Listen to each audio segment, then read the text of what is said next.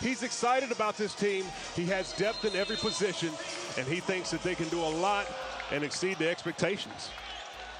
And we are underway, and the Bulldogs will have the basketball first. This is a team that went 22-12 a year ago, 12-4, lost in the Big South Conference Tournament Championship game. And right away to the basket, Jordan Marsh has that one rejected.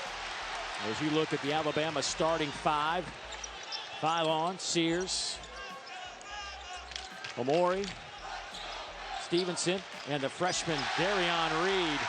And Alabama on the board quickly. And getting it started off on the defensive end. You see the pressure that they have applied and leading the defense to offense with really good execution. The intensity from all five players, a clear emphasis that they have with this team to improve their defensive numbers, which they struggled with last season.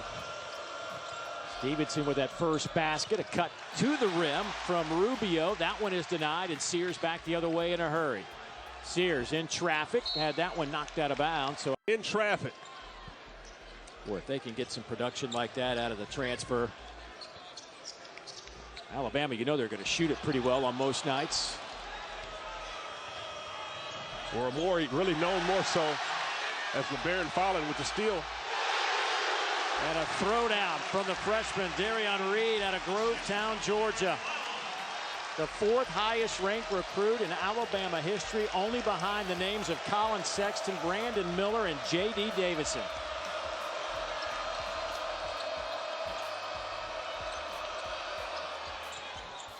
That one's in and out.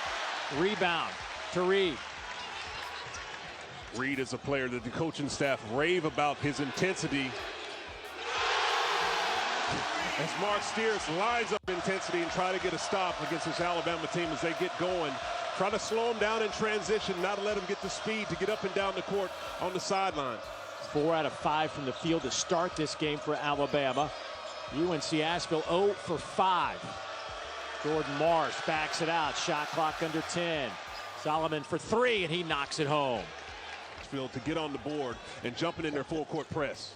2 out of 10 from behind the arc was Toyaz Solomon a year ago. So yeah, that was one of those shots I think they'll live with if you're Alabama.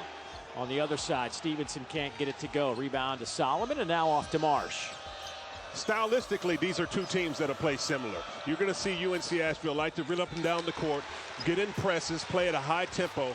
Obviously, Alabama has a lot higher quality athletes, but at the same time, the style, the sharpshooter, the preseason player of the year, the one guy you cannot allow to get a clean look, he will make you pay. Hit 95 of those a year ago.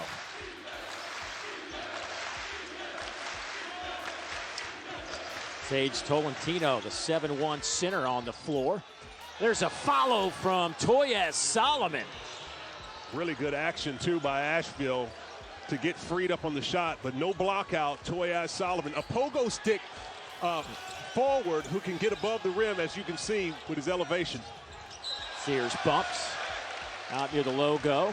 Yes, absolutely. Gonzaga and Mark Few and what he's been able to do with that program. So consistent, always at the top. Has another star-studded roster ready to compete. How about the flush from Jarin Stevenson? And this is where Alabama comes at you in waves. When you have a player like Jarin Stevenson checking right in at 6'10", obviously, and making that move where he can put it on the deck and slam over the top, it's the talent in every position that makes him so dangerous. In and out, loose ball, saved over there in the corner from Tolentino. Here's Solomon.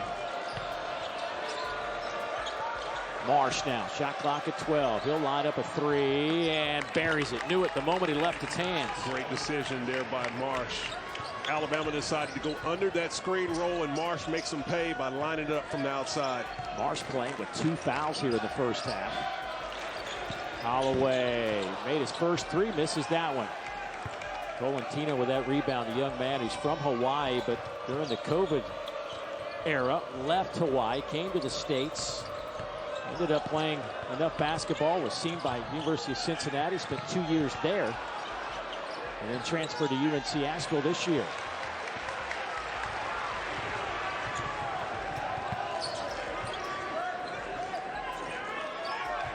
Versatility once again on display as any player from Alabama can bring the ball up the court. Amori would be the one who would not be able to have that type of skill set. Holloway, his second three. A beautiful shot there by Aiden Holloway. After the handoff, finding himself a little freed up to knock it down. And this is the thing that Alabama has. When you have so many shooters all around the court, they are a threat from the outside from at least 4 positions. And depending on who's in the roster, you can have all 5 on the court that can shoot from the outside. They allow you to stretch you out. It makes it difficult on defenses to guard them.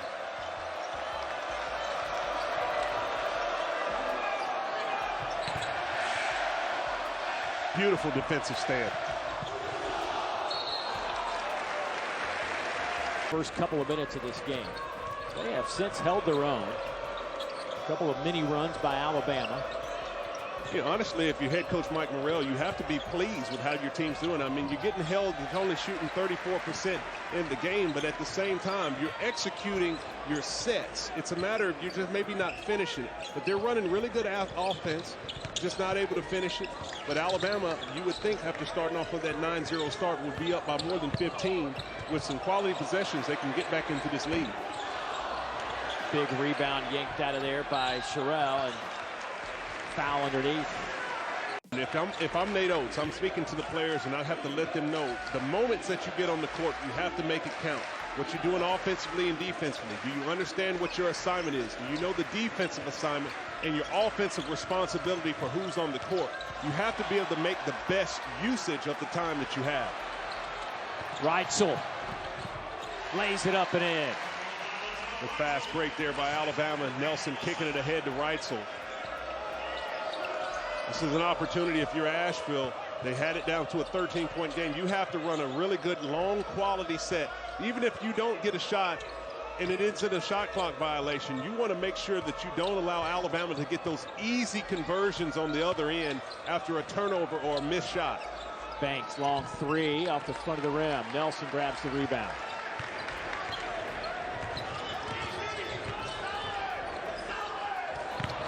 Sears in traffic, and there's another whistle, and he'll head back to the. It's going to be a major blow. He's the point guard as he transferred over from App State that can set the tone for this team. He's a speedy guard that can get up and down. He can be scrappy defensively, but he also organizes his team. They'll have to see what they can do when they go into the bench right now.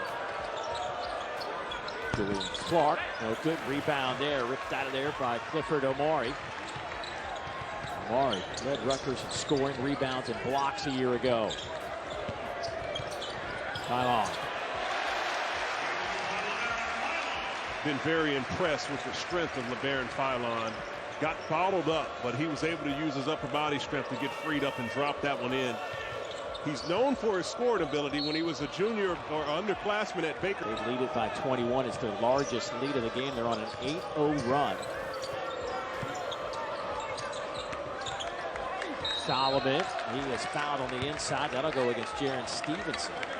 Had some really good players. One of the better players in Big South history, Drew Pember, played a large part in the success that they had. But you miss him coming back, but now when you have the players that have the foot speed out, they're able to do a lot more when you talk about switching and playing up the tempo, getting into the press situation, as they were able to do even off the missed free throw. It was a critical possession in the last missed free throw there by Toyaz Solomon. With 5 minutes to go in this first half, have to be able to make a surge here.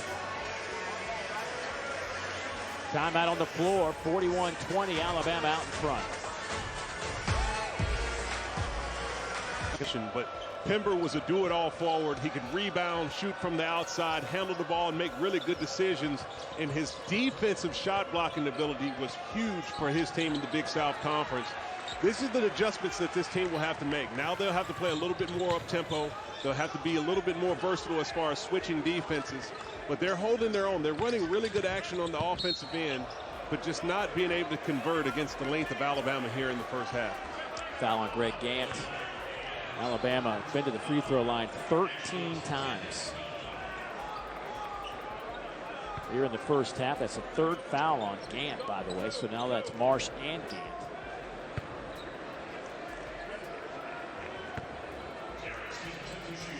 Stevenson Played 37 games last year as a freshman, averaged a little over 5 points, almost 3 rebounds a game.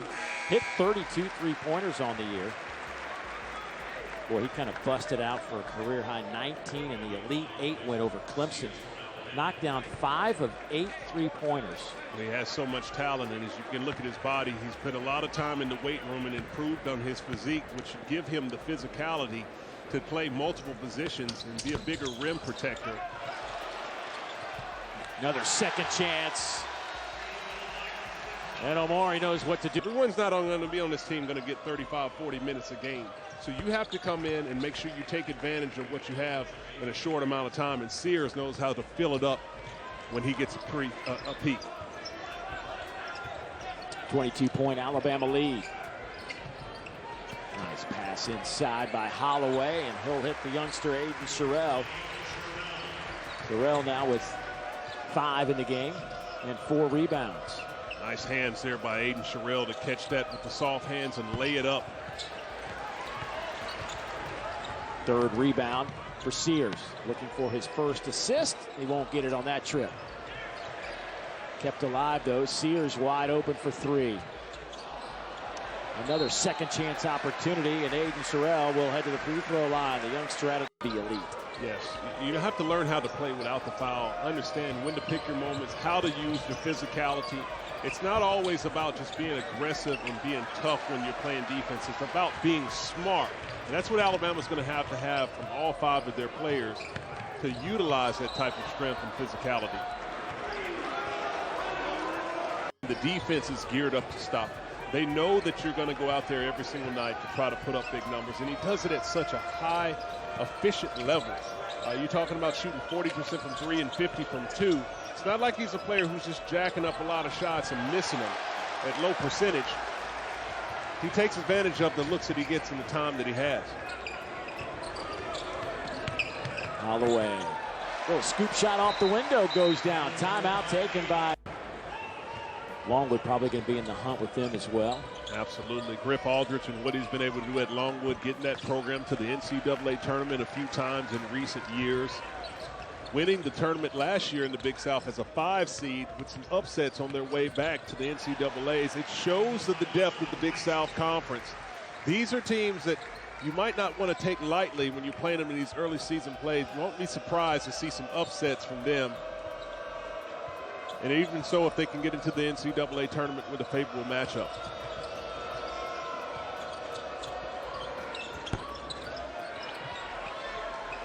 Sherrill with the rebound. Stevenson. Well, this is the point in the game with 12 minutes to go.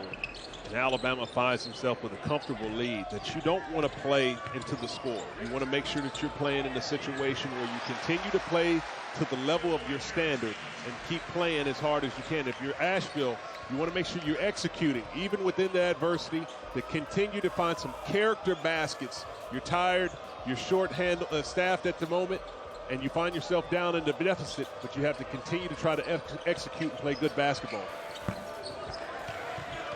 Long rebound into the hands of Taylor. Keeps it alive. Back out to the top to Banks, who hits a long 3. Good shot by Banks. Banks has a really good shooting touch. You know, when Banks can get himself freed up alongside Fletcher Avey, these 2 guys can fill it up from deep. That 3 is good from Mohamed Diabate. He was just 1 of 11 from behind the arc a year ago, and he knocks down his first 3 of the season. That's a big improvement. If he's one of the few players that's not known for his outside shot for Alabama, but if he can hit them from the outside, it's really going to be something that can be a big plus for this team.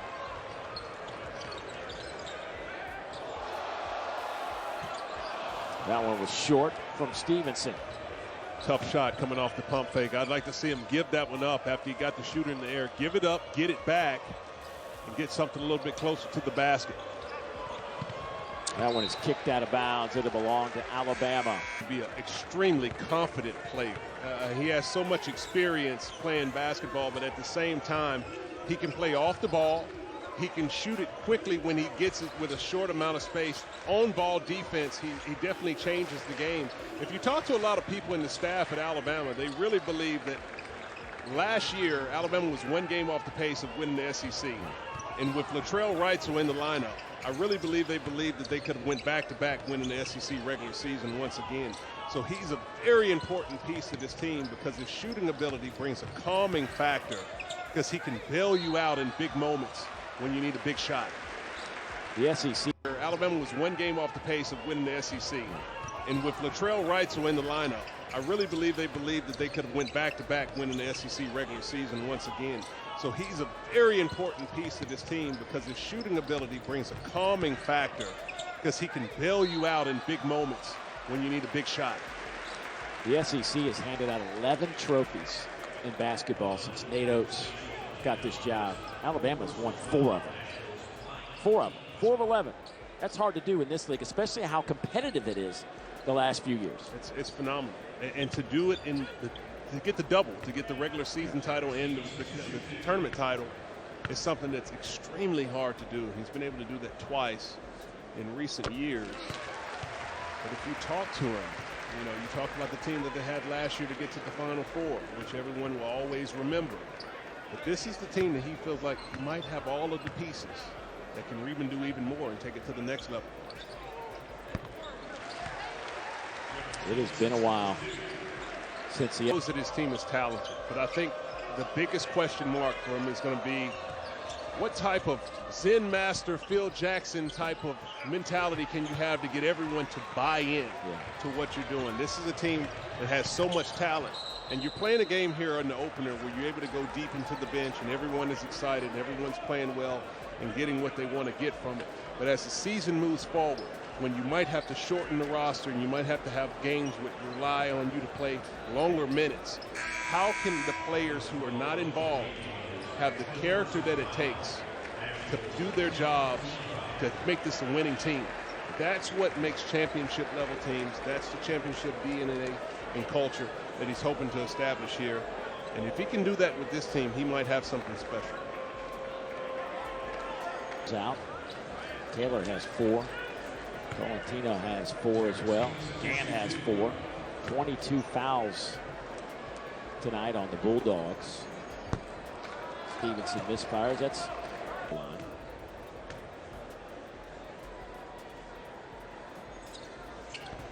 And Stevenson gets 1 out of 2.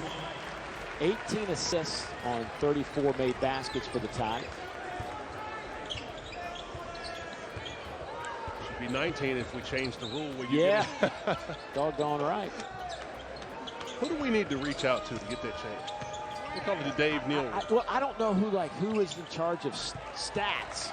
That's whoever that person is. Right. I'll look that up. I don't know if there is a stats person. That's why maybe we should just do it. To the bailout spot.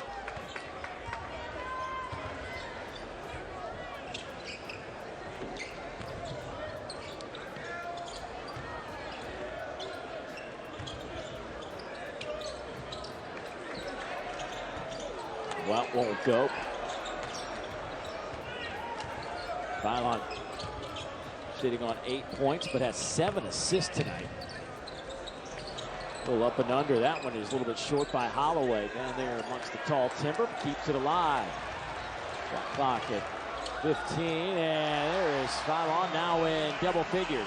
Phylon start to opener. There's so many things. You have players that you're trying to go deep into your roster and want them to play.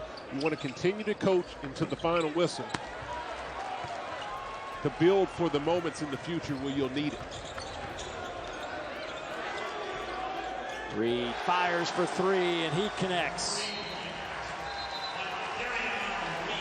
Nice looking stroke there by Darion Reed. High arcing, nice release for the freshman.